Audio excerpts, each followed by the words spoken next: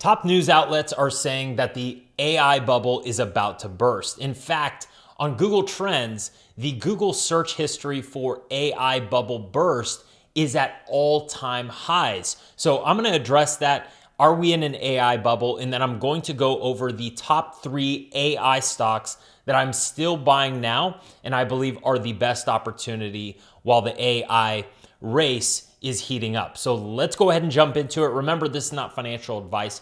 I'm just sharing what I'm personally doing for educational purposes only. Results may vary. Now let's take a look at the portfolio. As you can see, we just hit new all-time highs in the portfolio. And if you do want to see me hit my 8-figure goal and you aren't already subscribed to the channel, please do so by clicking the subscribe button down below. And if you get any value out of this video, I would greatly appreciate if you hit that thumbs up button for me. I appreciate you being here. So also, I do give away free trade ideas on my Instagram and my free newsletter, which are both down in the description below. And if you do want to work one-on-one with me and join my high-level mastermind of over 420 clients, that'll also be at the top of the description. I have a quick training for you and all our client testimonials here that you could check out. So let's go ahead and dive right into it. I don't want to waste your time. I want to jump straight into the AI bubble search history. As you can see here on Google Trends, we are at all-time highs for AI bubble. So does this mean that the AI industry is in a bubble? People are searching it on Google, right? Look at right here, all-time highs. Also, if you look at the most recent CNBC article, Bank of England warns of a sharp market correction if AI bubble bursts, okay? In fact, Federal Reserve Chairman Jerome Powell obviously previously warned of that stocks are fairly highly valued, okay? So there's lots of talk about AI being in a bubble. In fact, another billionaire tech investor, Orlando Bravo, says valuations in AI are at bubble territory. So what I like to do is I like to actually look at the data on all this comparison to the AI bubble being compared to the dot-com bubble, right, which led to a huge crash back in 2000. And I want to compare those numbers, those simple valuations for the top AI companies compared to the top tech companies and internet companies back in the 2000 dot-com bubble, okay? So I found an article here that has some clear data for us because this is really going to break it down into numbers. Numbers don't lie, and that's the best part and why I look at the data, and I keep it simple. I just look at PE ratios, price to earnings ratios, the multiples that people were willing to pay for these companies back in the dot-com bubble versus the AI bubble now, okay? So as you can see, Cisco Systems back in 1999 was trading at 148 times earnings, okay? So people were paying 148 times what they actually earned per share. And they were the second largest company at the time, okay? AOL was trading at 217 times earnings, all right? Lots of these companies, Oracle, 152 times earnings. Nortel Networks, I don't even know if they still exist, 105 times earnings, right? So many companies here. Yahoo, trading at 623 times earnings. So these were huge companies that were kind of at the top of the S&P 500 at the time, trading at earnings, PE ratios that were well over 100, okay?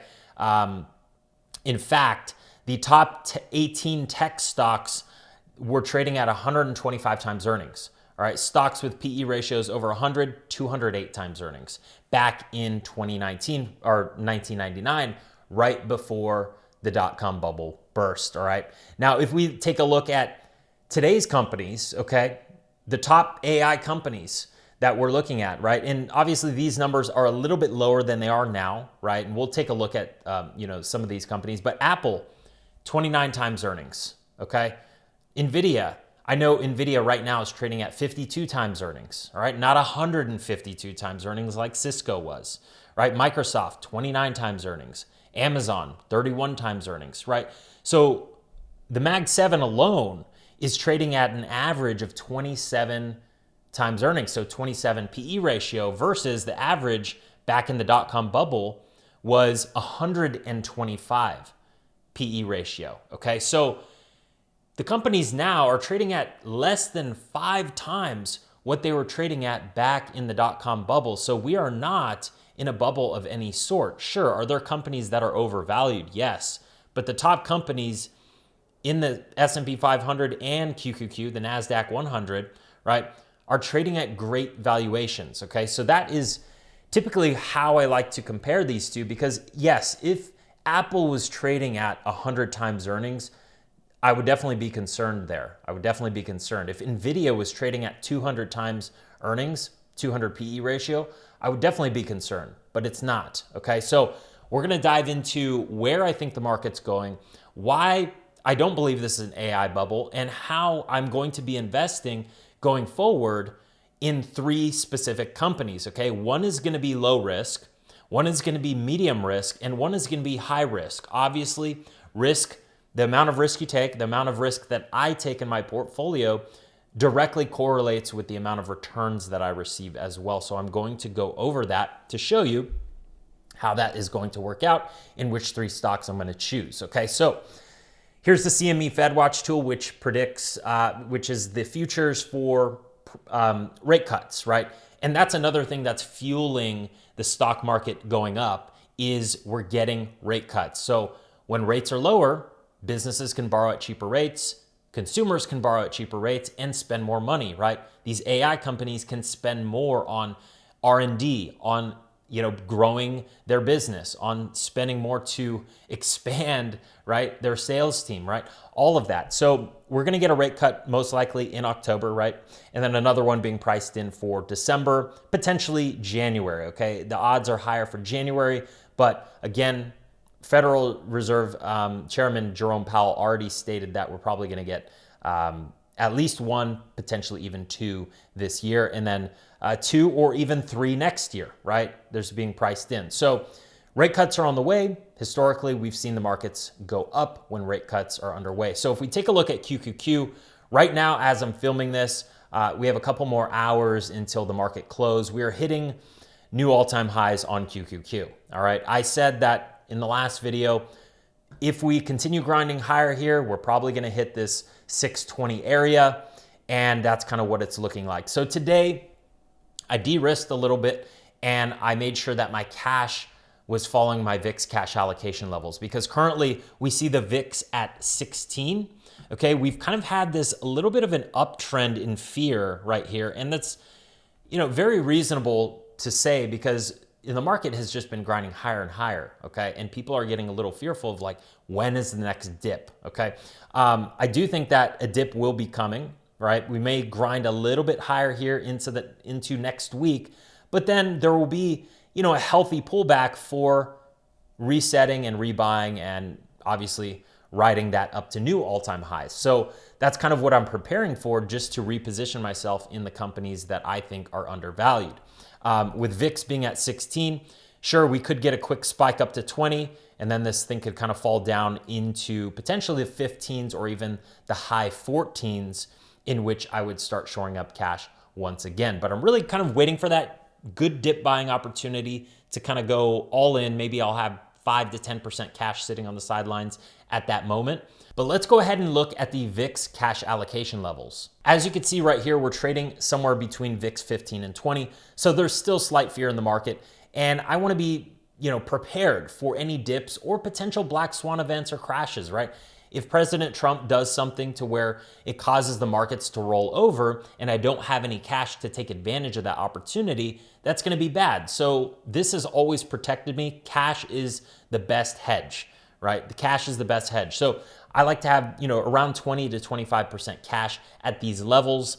And as the VIX goes higher, as you can see, I start allocating more cash until I have 0 cash when the VIX is like above 30, right? So that's currently where the levels we are at right now.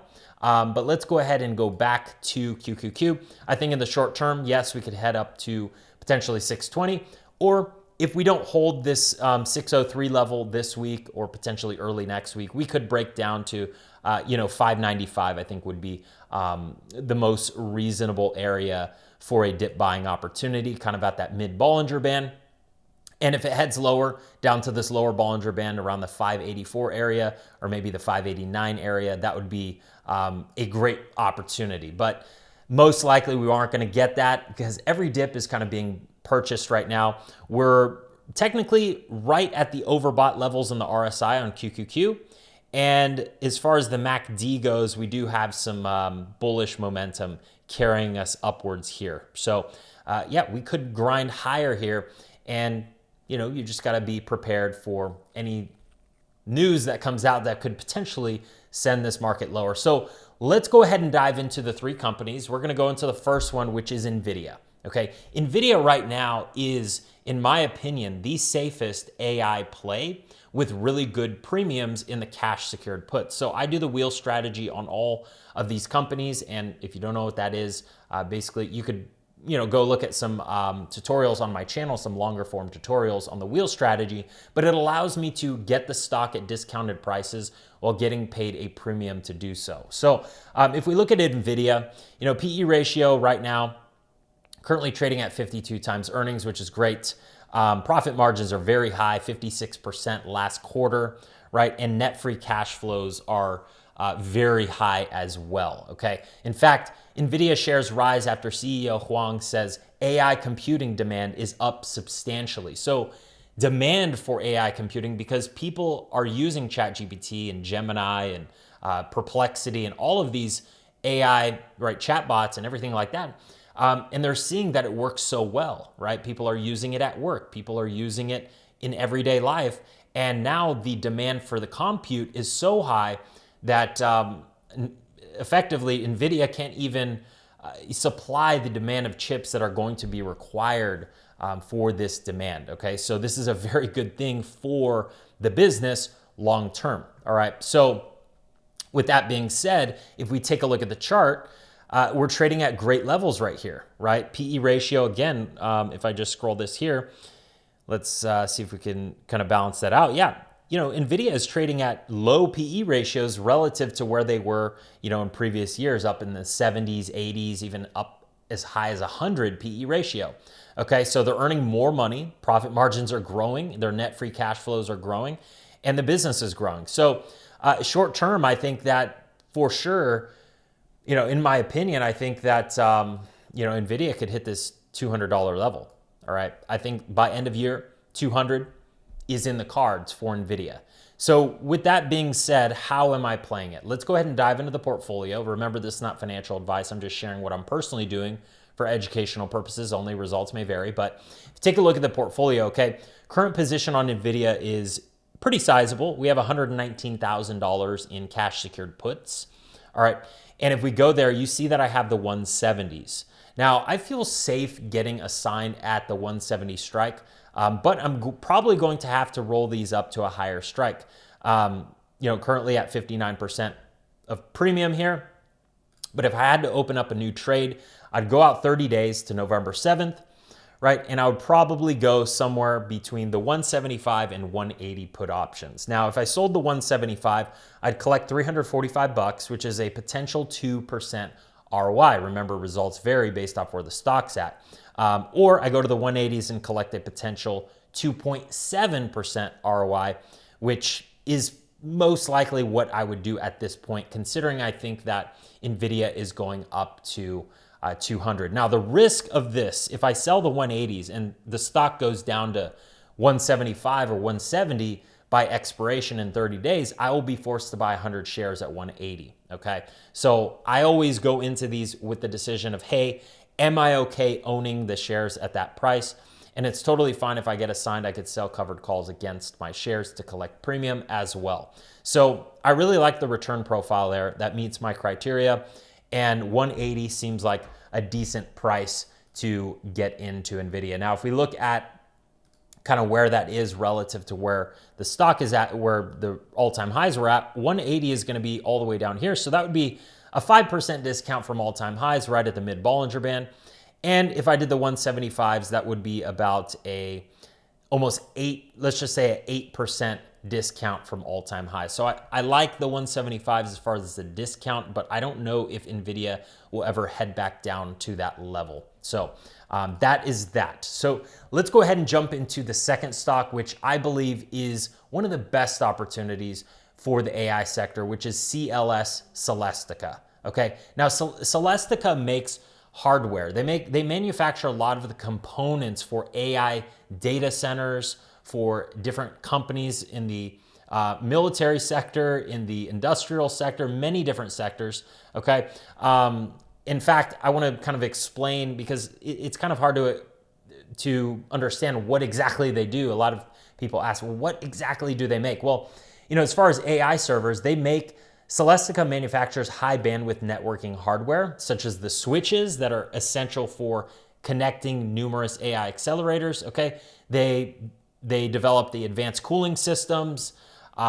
They produce the storage controllers, and they even offer supply chain and manufacturing services for AI data centers. Okay, so that's just kind of a quick rundown. The most recent news was that they were added to the TSX, which is the Toronto Stock Exchange 30, which is basically for their AI hardware, surging demand for AI hardware. People see that, hey, this company is growing, and they're positioned to benefit directly from the ongoing tech investment boom. So I really like CLS, and I really like where it's trading at right now. We're not overbought on the RSI, okay? MACD is showing like it wants to do a bullish crossover. And then PE ratio, okay, if we look at the PE ratio, we're trading at decent valuations here of a 53 PE, okay? It did gap up quite a bit not too long ago, back in early September, from this 220 area. So we're going to use that as a significant level. They do have earnings on October 31st, so I'm going to show you exactly what I'm doing. So let's go ahead and dive into the portfolio. And if we look at CLS, you see it's a pretty sizable position. I have 132K in cash secured puts at the 220 level, at the 210 level, and at the 215 level, okay, or at the 225 level. So right now I'm collecting about $6,000 for October. But if I were to put on a new trade, which I will be, because these ones expire in 9 days, so I'm probably going to close these out soon and just roll up and out to earnings. But I'd go to October 31st, and what I like is probably the 220 puts here. The 220 puts, that's a potential. So I'd collect pretty much $1,000 there. And that's a 25 delta, meaning it has a 25% chance by expiration to be in the money, or for me to get assigned 100 shares, right? And that's a potential 4.79% return. Obviously, results vary based off where the stock's at. But I really like that return profile there. 220 feels safe because that's kind of where it gapped up from. So if it fell back down to that level, I feel like I would be getting a good discount there. Now, if we go back to CLS, all right, I could show you exactly how much of a discount from all-time highs I would be getting.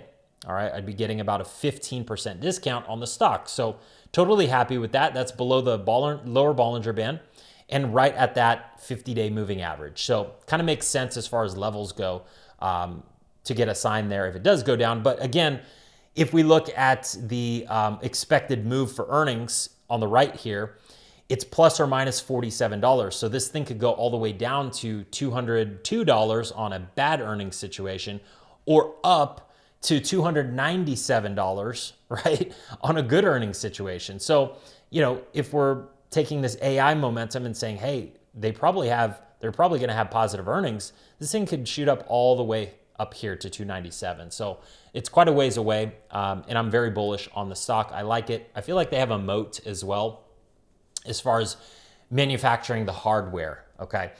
So I really like CLS. I believe it's kind of a mid-tier risk profile that's paying out premiums of anywhere a potential, 4 to 5% for earnings. But let's go ahead and move into the last stock, which is Palantir, okay? Now, Palantir is trading at the richest valuations, okay? The highest PE ratio. In fact, right now it's trading at a 596 PE ratio, which is, again, 596 times earnings, okay? Their profit margins are pretty significant though, 32%, and they do have a lot of free cash flow. And enough cash to cover their debts like 4 to 5 times over. So that's why, it's the only reason why I allow it to be in the portfolio, even though it's trading at such rich valuations, because I do believe it's a very new company as far as they haven't expanded fully to the commercial markets, and they're just securing partnerships over and over again. In fact, if you go to their last Q2 highlights, okay, they secured 157 deals, of at least 1 million, 66 deals of at least 5 million, and 42 deals of at least 10 million. And they keep doing this quarter over quarter, year over year, double-digit growth, okay? So this is something that I like to see. I also like their adjusted free cash flow of 569 million, representing a 57% margin. That's huge.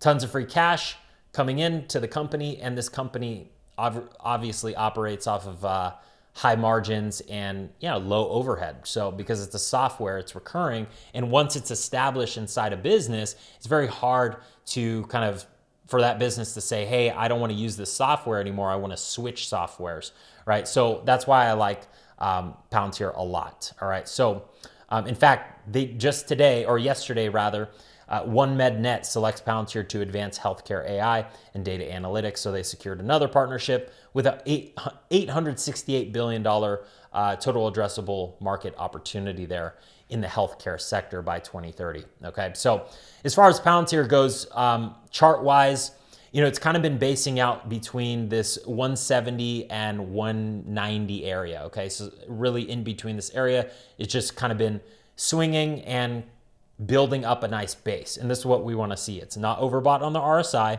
MACD looks like it wants to crash bullish. And, potentially this thing, again, I think Palantir could also go to 200 in the short term, most likely by the end of the year, based off of good earnings, good news. Their next earnings is, Monday, November 10th. Okay, so with that being said, I think there's safe ways to play this on any dips or red days. I like to jump into Palantir, and I'll show you currently what I have. So currently Palantir, 99,000. It's a smaller position that I've had it in previous months. In previous months, I had this thing all the way up at like 180,000 worth of cash secured puts. Right now, I have 99,000 worth of 165 puts. I feel safe at that level. If you look at 165, that's going to be all the way down here. Okay, there's lots of support there. If you take a look kind of how far down from previous all-time highs that is, let's just go from this point, right? 165 is about 12% discount, okay? I don't know if I could get that far down on the puts currently, but if I were to add more, okay, I would go out to, in fact, I would probably just go out to earnings week, November 7th, which is in 30 days, okay? There's going to be a $30 expected move, plus or minus 30. So this thing could fall all the way down to 153, or it could go up to 203, right? So actually 213. So this thing can move quite a bit, right? And we've seen pretty much every earnings announcement on Palantir has been a huge up move. So, there's probably more risk to the upside here. Now, what I would do is I would probably just move my strikes up from 165 and I'd go up to the 170, all right? I'm pretty bullish on Palantir. That's a 31 delta, and I'd collect a potential 4.79% ROI there, all right? Results vary based off where the stock's at, but I like that level, 170, no higher, and I'd collect $770 in premium, okay? So that's pretty much what I would do for earnings, right? And Palantir is looking very, very strong going into this market. This market could head a lot higher going into the Christmas rally, and I think AI is going to benefit a lot. So if you enjoyed this video, please give it a thumbs up, and I'll see you in the next update. Take care.